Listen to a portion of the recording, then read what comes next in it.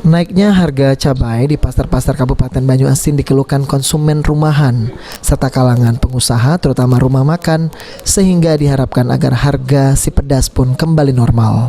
Saat ini harga cabai di pasaran mengalami kenaikan, baik itu cabai merah keriting hingga cabai rawit.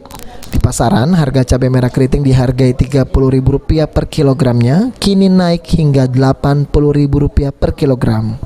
Kenaikan tersebut berdampak besar pada besarnya modal yang harus dikeluarkan pengelola rumah makan, sementara tarif harga jual rumah makan tidak berubah. Usaha rumah makan sangat keberatan atas melonjaknya harga kebutuhan pokok saat ini, terutama melonjaknya harga cabai sekarang.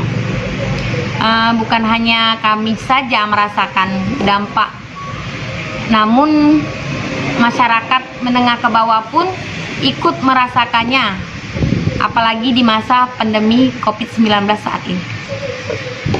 Untuk harga, dari harga berapa sekarang menjadi harga berapa, Bu? Awalnya harga cabai dari sekitaran 20.000, sekarang naik melonjak dari harga 20 sampai dari 80.000 sampai 100.000 sekarang. Pengelola rumah makan berharap ada intervensi dari pemerintah agar harga cabai kembali normal, mengingat usaha tengah dalam masa sulit di tengah pandemi COVID-19 saat ini.